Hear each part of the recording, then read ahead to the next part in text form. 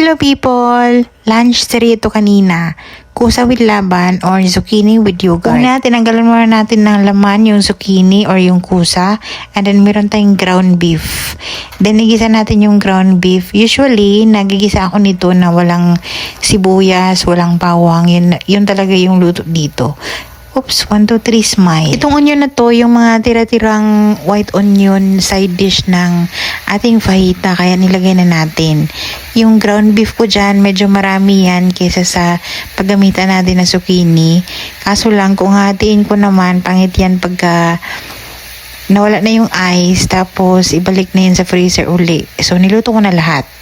Pangsahog-sahog sa mga gulay-gulay sa mga susunod.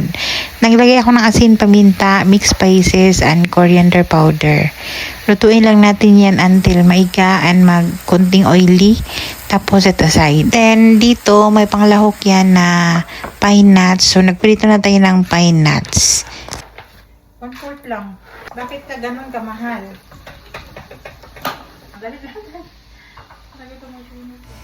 While naglalagay ako ng palaman sa loob ng zucchini, nagpainit na tayo ng mantika para dire-diretso yung gawa.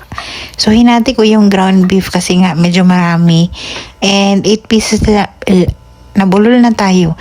8 pieces lang yung ginawa ko o niluto kong zucchini dyan kasi nga 3 lang silang kakain. Yung pangalawang alaga pag ganitong pagkain, lalo na pag may zucchini, kahit magpansit ako pag may zucchini, ayaw niyang kumain. And yung cabbage at saka mushroom, ayaw niyang kumain ng mga ganyang gulay. So pagka ganito yung pagkain, iba yung food niya.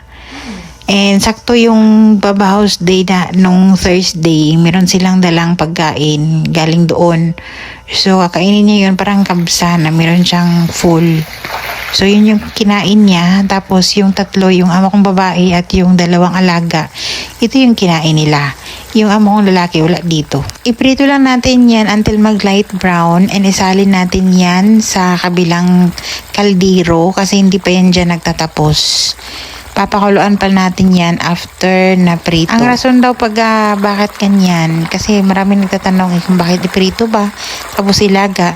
Ganyan talaga yung turo ng way ng pagluto nito. Kasi nga, para pagpakulo, ay hindi siya maglasog-lasog o hindi siya malabsak. Ganun. Tapos sa kabilang kawali naman, dito muna tayo sa ating rice. Ang pair nitong food na to ay itong sharia rice.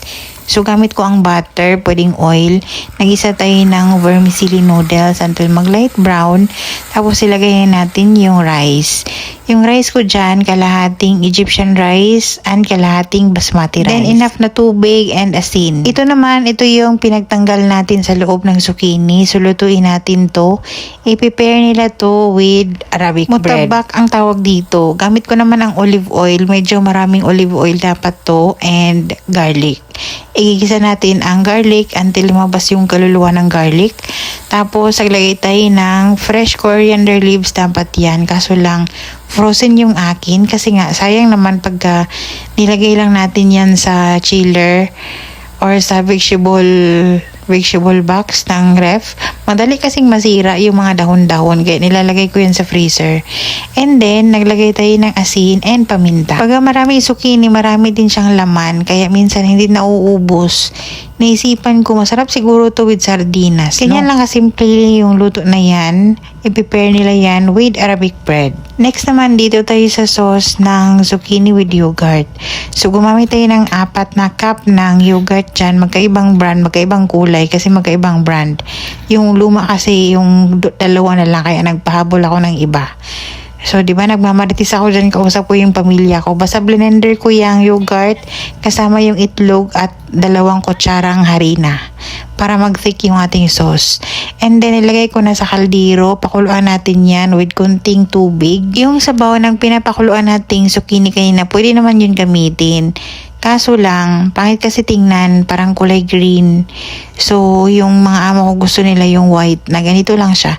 And ganito lang yan siya ka-thick. Saka natin ilagay yung zucchini. And adjust na lang yung panglasa, lagyan ng asin or paminta. or pwede ka maglagay ng broth cubes. Sakto namang kakatapos ko lang nagluto niyan kanina, dumating yung bunso sa kusina. Ang sabi, ilagay na daw yung food dahil kakain na sila. Medyo early yung kain nila kanina. Itong zucchini, nagtira ako ng konting pine nuts pang topping. And that's it for today. Thank you so much for watching.